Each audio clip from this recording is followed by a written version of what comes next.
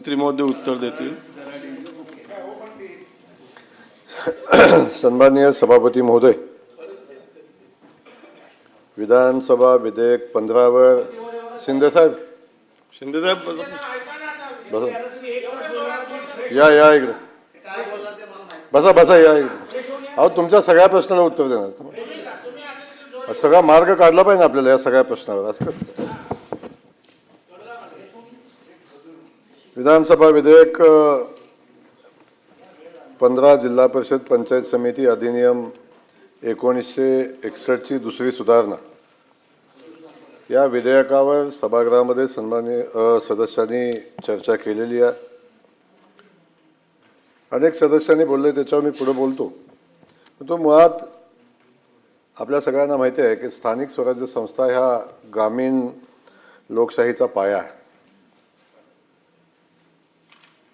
लोकशाहीचं विकेंद्रीकरण करण्याच्या उद्देशानं स्थानिक स्वराज्य संस्थांची निर्मिती या स्थानिक स्वराज्य संस्थांची झाली.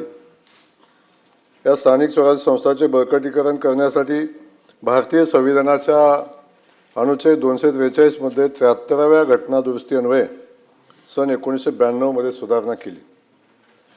आणि त्यानंतर आपण बघितलं असेल की या स्थानिक स्वराज्य संस्थांच्या माध्यमातून अनेक सामाजिक कार्यकर्ते घडले, अनेक राजकीय नेते घडले की ज्यांनी या महाराष्ट्राला खूप चांगली दिशा दिली. या महाराष्ट्रामध्ये निवडून आल्यानंतर अनेकांनी महाराष्ट्राचं मुख्यमंत्री म्हणून काम केलं. आणि याच्यामध्ये आपण बघितलं, स्वर्गीय वसंतराव नाईक असतील, स्वर्गीय गोपीनाथरावजी मुंडे असतील, विलासरावजी देशमुख साहेब असतील, मनोहरजी जोशी असतील, आदरणीय अजित पवार साहेब असतील, देवेंद्र फडणवीस साहेब असतील. या स्थानिक स्वराज्य संस्थातून त्यांच्या राजकारणाला सुरुवात झाली. आबा असतील, आदरणीय गडकरी साहेब असतील, या सगळ्या नेतृत्वाची सुरुवात ही या स्थानिक स्वराज्य संस्थांमधून झाली. आज ते राज्य पातळीवर, देश पातळीवर हे नेते खूप मोठं काम करतात. देशाला पुढे नेण्याचं काम त्यांच्या माध्यमातून चालू आहे.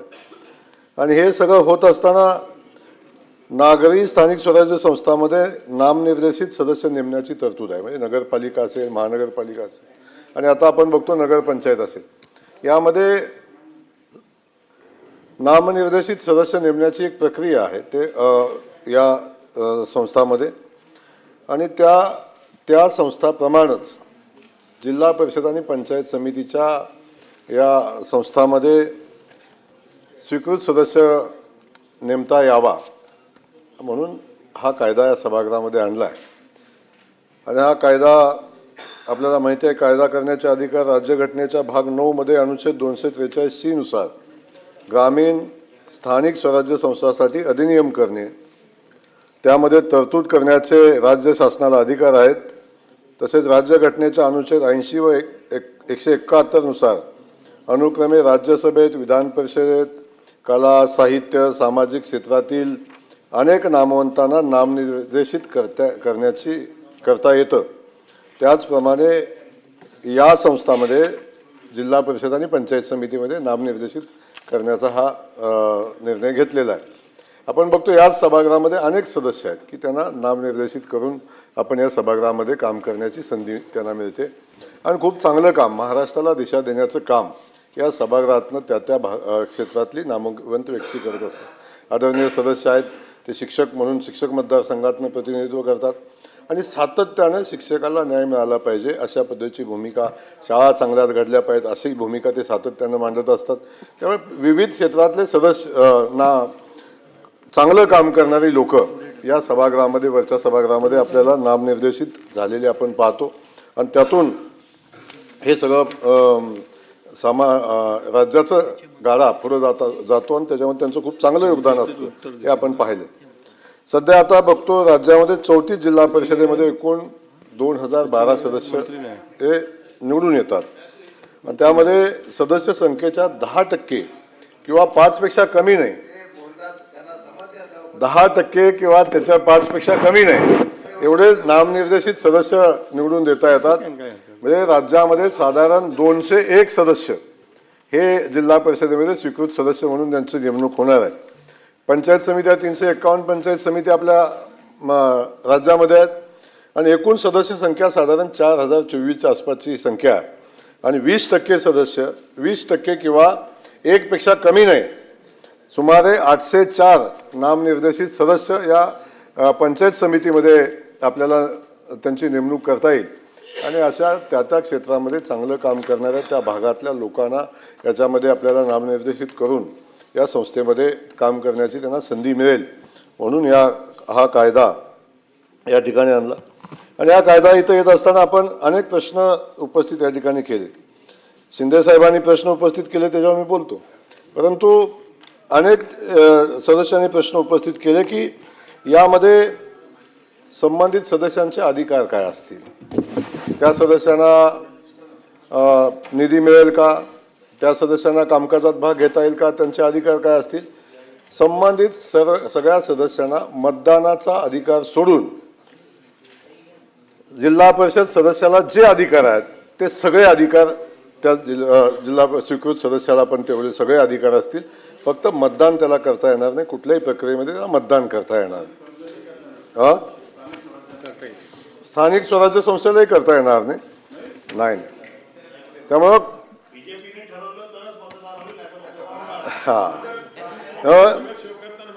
त्यामुळं आपल्याला आता ऐकून तर घ्या पण आता त्यामुळं या सदस्याला कुठलंही मतदान करता येणार नाही, कुठल्या पदाधिकारी निवडीच्या किंवा कुठल्या पदावर त्याला काम करता येईल असं जिल्हा परिषद अध्यक्ष उपाध्यक्ष पंचायत समिती सभापती किंवा जिल्हा परिषदेला कुठल्या समितीचं सभापतीपद त्याला देता येणार नाही. त्यांना जिल्हा परिषद सदस्य म्हणून काम करण्याची संधी या निमित्ताने मिळणार आहे. त्यामुळं अनेक प्रश्न या ठिकाणी उपस्थित झाले. त्याचा कालखंड किती असेल याही संदर्भात प्रश्न उपस्थित झाला. त्यांचा कालखंड जिल्हा परिषदेचा जोपर्यंत जिल्हा परिषदेचा कालखंड आहे तोपर्यंत त्या सदस्याचा कालखंड राहील, म्हणजे जोपर्यंत निवडणूक होणार नाही जिल्हा परिषदेचा कालखंड 5 वर्ष असो 5 वर्षाचा कालखंड त्याचा राहील. मध्ये बरखास्त झाली तर तोही बरखास्त होईल. तेव्हा जेवढा जिल्हा परिषदेचा कालखंड आहे निवडून आल्यानंतरचा तेवढाच कालखंड त्याला काम करता येईल, त्याच्यापेक्षा अधिकचं काम त्याला करता येणार नाही. त्यामुळं अनेक प्रश्न या ठिकाणी उपस्थित केले की निवडीच्या संदर्भात काय होणार, त्याची निवड आपण कशी करणार आहोत हाही प्रश्न उपस्थित केला.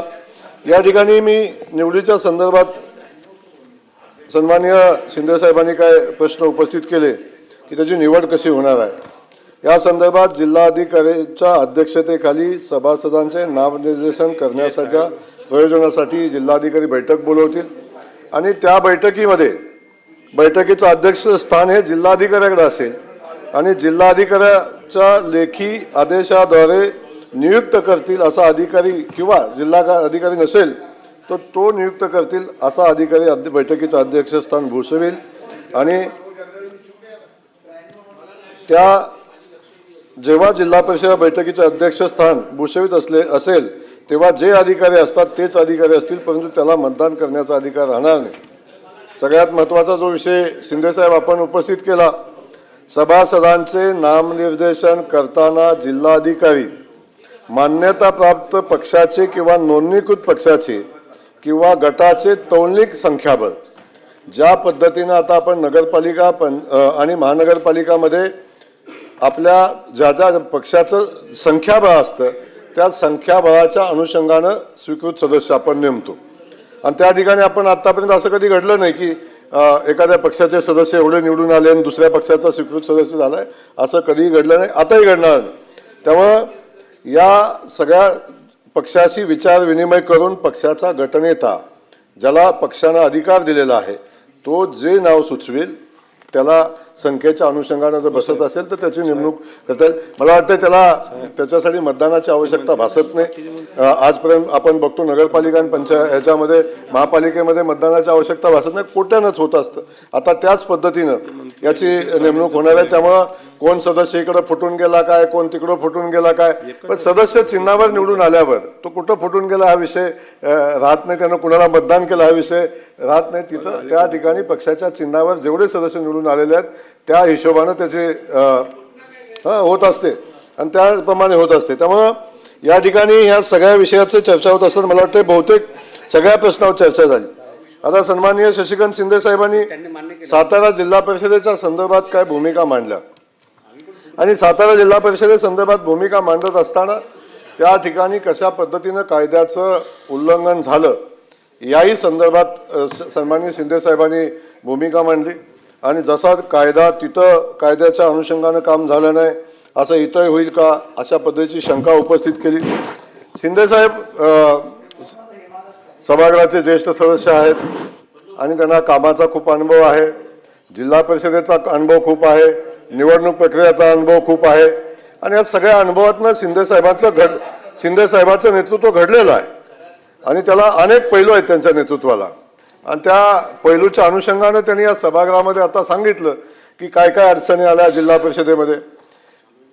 एक विषय आहे की कुठली निवडणूक असली तरी सभागृहाचे सदस्य म्हणून आपण आमदार म्हणून काम करतो तेव्हा एका गोष्टीची जाणीव आपल्या सगळ्यांना असली पाहिजे की निवडणुकीच्या अनुषंगाने असणाऱ्या नियमाचं पालन हे मुळात आपण आमदार म्हणून मंत्री म्हणून आपण केलं पाहिजे आणि ते पालन करून आपण लोकांच्या पुढे आदर्श निर्माण केला पाहिजे। कलेक्टर महोदय किंबहुना निवडणूक निर्णय अधिकारी असतील त्या निवडणूक निर्णय अधिकाऱ्यानं जे नियम ठरवून दिलेले आहेत त्याचं पालन करण्याची जबाबदारी ही लोकप्रतिनिधी म्हणून आपल्यावर आहे, कारण आपल्याकडे लोक बघत असतात की आपण कसे वागतो त्या अनुषंगानं लोक वर्तन ठेवतात। त्यामुळे पहिल्यांदा की जिल्हा परिषद सदस्यांनी ची निवडणूक असताना अध्यक्षाची निवडणूक असताना या जिल्हा परिषदेच्या प्रिमायसेसमध्ये कुणी यावं त्या प्रिमायसेसमध्ये कुणी यावं या संदर्भात जिल्हाधिकाऱ्यांनी स्पष्ट आदेश केलेले होते आणि म्हणून जिल्हा परिषदेच्या गेटमधून आत येत असताना त्याचा आयडेंटिटी तपासून तो जिल्हा परिषद सदस्य आहे किंवा नाही हे बघून जिल्हा परिषदेमध्ये आलं पाहिजे, मग तो सभागृहामध्ये तो सदस्य गेला पाहिजे, ही भूमिका होती। म्हणून सगळ्यात पहिल्यांदा कुणी असो, तुम्ही असा मी असा कुणी असला तरी आम्ही मंत्री आहे, आम्ही पालकमंत्री आहे म्हणून नियम आमच्यासाठी वेगळे आहेत असं समजायचं बिलकुल कारण नाही। मी पण नाही असं कुणीच समजायचं कारण नाही की आमच्यासाठी देशात काय वेगळे नियम बनवलेले आहेत, आमच्यासाठी निवडणुकीच्या प्रक्रियेमध्ये काय वेगळे नियम बनवलेले आहेत। पोलीस दारात उभे असताना आयडेंटिटी बघत असताना आपण गेट तोडून कोण जर जिल्हा परिषदेच्या गेटमध्ये जात असेल आणि त्या ठिकाणी कुठलीही आवश्यकता नसताना हजारो लोक जर जिल्हा परिषदेमध्ये जात असतील आणि त्या ठिकाणी सगळी निवडणूक प्रक्रिया डिस्टर्ब होत असेल तर कायदा सुव्यवस्था राखण्याचा अधिकार हा पोलिसाला आहे। मग तो किती मोठा असला, कुणी असला, किती मोठा असला, सीसीटीव्ही बघा, चौकशी करू, किती मोठा असला तरी त्याला कायदा निवडणूक निर्णय अधिकाऱ्यांनी नियम ठरवून दिलेले आहेत त्या अनुषंगानंच निवडणूक केली पाहिजे। पोलिसांना सुद्धा नाही अधिकार, पोलिसांना पण नाही, चुकीचं वागायचा अधिकार पोलिसांना पण नाही। मी या निमित्ताने हेच सांगेन की आपण एवढ्या साधन सूचिकतेच्या गप्पा मारत असताना आणि आपण हे सगळं सांगत असताना आपण त्या ठिकाणी आपली आवश्यकता काय होती, आपण का तिथं गेलो, जिल्हा परिषदेच्या सदस्यांच्या मधून अध्यक्षाची निवड होते, मंत्री आणि आमदार इतर निवड करत नाहीत, सभागृहाच्या दरवाजापर्यंत जायची आपल्याला काय आवश्यकता होती। त्यामुळं माझं सांगणं पहिलं हे आहे या ठिकाणी मी सांगतो की या ठिकाणी आपण जी भूमिका मांडली, पोलिसांनी जेव्हा निवडणूक निर्णय अधिकाऱ्यांनी दिलेला निर्णय त्याची अंमलबजावणी करण्याचा प्रयत्न केला तेव्हा आपण गेट तोडून गाडी गेटवर घालून आपण कार्यकर्त्यांना आत घेऊन जाण्याचा प्रयत्न केला आणि हे सगळं आहे, सगळा टीव्ही बघते, अख्खा महाराष्ट्राने बघितलेलं आहे, कुणी सांगायची आवश्यकता नाही। मंत्री महोदय आपला बिल झालेला आहे, याच्यावरती चर्चा झालेली आहे, आपण बिलाला पुढे नेऊया, आपण बिलाला पुढे सभापती महोदय त्याच्यावर निर्णय झालेला आहे, यावर आपण बोलू नये। मी आपल्याला यातून एवढंच सांगतोय की हे सगळं होत असताना या बिलावर ज्या भूमिका आपण बिलावर सन्माननीय सदस्य महोदयांनी मांडली त्यासाठी मी या सभागृहाच्या माध्यमातून सांगतो की कुठल्याही मंत्र्याला, कुठल्याही आमदाराला, कुठल्याही लोकप्रतिनिधीला कायदा तोडण्याचा अधिकार नाही, कुठल्याही निवडणुकीत हस्तक्षेप करण्याचा अधिकार नाही आणि कुठल्याही गुन्हेगाराला पाठीशी घालून हातात धरून पोलिसांना कारवाईपासून अडवण्याचा अधिकार कुठल्याही लोकप्रतिनिधीला नाही, हे या सभागृहाच्या माध्यमातून मी या ठिकाणी सांगेन. कायदा सांगेल, कोर्ट, तुम्ही कोर्ट नाही आहे, कोर्ट ठरवेल केस खरी आहे केस खोटी आहे, कुणी केली कुणी नाही केली हे ठरवण्याचा अधिकार कोर्टाला आहे, हे ठरवण्याचा अधिकार आपल्याला नाही आहे. ज्या दिवशी तो आपल्याला येईल त्या दिवशी आपण ठरवा, पण तो अधिकार आपल्याला नाही. या माध्यमातून मी सभागृहाला एवढंच सांगू इच्छितो सभापती महोदय की आपण या कायद्याच्या अनुषंगानं जे आपण ठरवलेलं आहे, जो कायदा आणलेला आहे, तो जिल्हा परिषद ही संस्था मजबूत व्हावी, त्या ठिकाणी त्या क्षेत्रातल्या तज्ज्ञ लोकांनी जिल्हा परिषदेचं कामकाज चालवत असताना मार्गदर्शन करावं, म्हणून यामध्ये स्वीकृत सदस्य घेतले पाहिजेत, ही भूमिका घेतलेली आहे. यामध्ये सन्माननीय शिंदे साहेबांनी सांगितलं, सन्माननीय सदाभाऊ खोत साहेबांनी सांगितलं की काय सूचना काय केलेल्या आहेत, त्या सूचनाचा विचार केला जाईल. सन्माननीय सदाभाऊंनी सांगितलं मिरजेमध्ये काय झालं, बहुमत कुणाचं होतं, कुणाचे सदस्य कोणी पुढून नेले, याही संदर्भातला विषय, त्या विषयावर मी जाणारच नाही. मी सांगेन ना शिंदे साहेब, जाणारच नाही. मी आपल्याला सांगितलं की आपण जेव्हा लोकप्रतिनिधीमधून निवडून येतो, लोक आपल्या पाठी का नाही राहिली, लोक आपल्याला सोडून का गेली, याचा विचार करण्याची आवश्यकता, आत्मपरीक्षणाची आवश्यकता आपल्यालाच आहे. मी सांगण्याची आवश्यकता नाही. त्यामुळे मी अधिकच न बोलता मी सभागृहाला माझी विनंती आहे की खूप चांगलं बिल या सभागृहामध्ये आणलंय. या माध्यमातून या स्थानिक स्वराज्य संस्था बळकट होतील, तज्ज्ञ माणसे या संस्थेमध्ये येतील आणि या माध्यमातून ग्रामीण भागाच्या पायाभूत सुविधाचं खूप चांगलं काम होईल. त्यासाठी मार्गदर्शन करणाऱ्या काय लोकांची, कारण आपण बघतो अनेक चांगली लोक निवडून येण्याची त्यांची क्षमता नसते, ते या माध्यमातून आपण या संस्थेमध्ये त्यांना घेऊ आणि त्यातून या संस्था बळकटीकरणाचं काम होईल. माझी सभागृहाला विनंती आहे, या सभागृहानं या बिलाचं एकमतानं समर्थन करावं आणि हे बिल मंजूर करावं. घेऊ का? प्रस्ताव असा आहे की महाराष्ट्र विधानसभेने संमत केलेले सन 2026चे विधानसभा विधेयक क्रमांक 15 महाराष्ट्र जिल्हा परिषद व पंचायत समित्या दुसरी सुधारणा विधेयक 2026 विचारात घ्यावे. शिंदे साहेब. मंत्री महोदयांनी उत्तर दिलेलं आहे, काय त्याच्यावर खुलासा जाणार नाही, परंतु काही जिल्हा परिषद पंचायत समित्या निवडणुका बाकी आहे. मग बोला ना सूचना, मग मागे घ्यायचं नंतर सूचना. एकच सूचना आहे मंत्री महोदय, आता जिकडे आपण 10 प्रमाणे एक आपण केलेलं आहे, आता काही पक्षांना 6 आणि 5च मिळाले, म्हणजे काही 30 मिळाले, समजा त्यांना 10च्या कोट्याप्रमाणे एक केले तर 3 होतील, ज्याला 10 मिळाले त्याला 1 होतील, पण काही पक्षाला 5 आहेत किंवा 6 आहे, तर त्यांचा तुम्ही सदस्य स्वीकृत सदस्य कसं देणार? विषय आहे की काही ठिकाणी गट करण्याची आवश्यकता आहे, काही सदस्यांनी एकत्र येऊन आपण म्हणूनच 3 महिन्याची मुदत दिलेली आहे निवडणुकीपासून असे गट स्थापन करण्यासंदर्भात आपण मुदत दिलेली आहे. त्या कालखंडात त्यांनी गट करावेत आणि संख्येच्या हिशोबाने आपण केलं, बघितलं की एखादा सदस्य निवडत असताना आपण समजा 15 सदस्य आहेत तर 15 सदस्याला 2च सदस्य घेता येतील, पण 16 असेल तर आपण तिसराही सदस्य आपल्याला घेता येतो, कारण ते 50% अधिक आहे. म्हणजे 10 सदस्याच्या मागे घेत असेल तर 5 सदस्य 5 पेक्षा अधिक असेल तर आपल्याला आणखीन एक सदस्य घेता येतो. जी पद्धत महापालिकेमध्ये आहे, जी पद्धत नगरपालिकेमध्ये आहे, तीच पद्धत याही ठिकाणी, याच्यामध्ये कुठलाही बदल नाही. मंत्री महोदयांनी उत्तर दिलेलं आहे. मी फक्त एकच सांगतो, काही निवडणुका अजून बाकी आहेत. आरक्षणाच्यावरून बऱ्याच जिल्ह्याच्या त्या जून जुलैला कधी लागतील पत्ता नाही, परंतु सभापती महोदय त्यांनी सांगितलं खरं गोष्ट आहे की पोलिसांच्या मध्ये हस्तक्षेप करायचा कोणाचा अधिकार नाही, आमचा पण नाही, तुमचा पण नाही, कोणाचा पण नाही, परंतु पोलिसांनी मतदान करण्याच्या संदर्भातून वंचित ठेवण्याचा अधिकारसुद्धा पोलिसांना नाही. असो, मी त्याच्यावर आता बिलावर बोलणार नाही, चर्चा बऱ्याच झाल्या 2 दिवस. मी या ठिकाणी जे बिल क्रमांक 15 या संदर्भात विधेयक संयुक्त समितीकडे पाठवण्याच्या बाबतीत मला जे सूचना प्रस्ताव होता तो मी मागे घेतो. प्रश्न असा आहे की महाराष्ट्र विधानसभेने संमत केलेले 2026चे विधानसभा विधेयक क्रमांक 15 महाराष्ट्र जिल्हा परिषद व पंचायत समित्या दुसरी सुधारणा विधेयक 2026 विचारात घ्यावे काय? अनुकूल असतील त्यांनी होय म्हणावे. प्रतिकूल असतील त्यांनी नाही म्हणावे. होयचे बहुमत आहे, होयचे बहुमत आहे. विधेयक विचारात घेण्यात यावे. आता विधेयक खंडशः विचारात घेण्यात येईल. खंड 2 ते 9, खंड 1 संपूर्ण शीर्षक आणि हेतुवाक्य हे विधेयकाचे भाग समजण्यात यावे. अनुकूल असतील त्यांनी होय म्हणावे.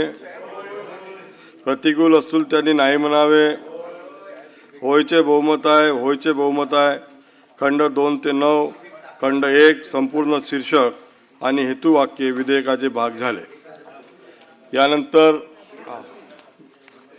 प्रस्ताव असा आहे की महाराष्ट्र विधानसभेने संमत केलेले सन 2026चे विधानसभा विधेयक क्रमांक 15 महाराष्ट्र जिल्हा परिषद व पंचायत समित्या दुसरी सुधारणा विधेयक 2026 संमत करण्यात यावे. संमत झाले. यानंतर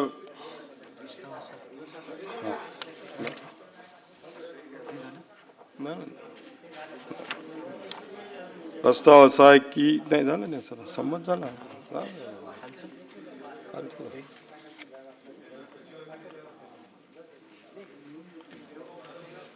प्रश्न असा आहे की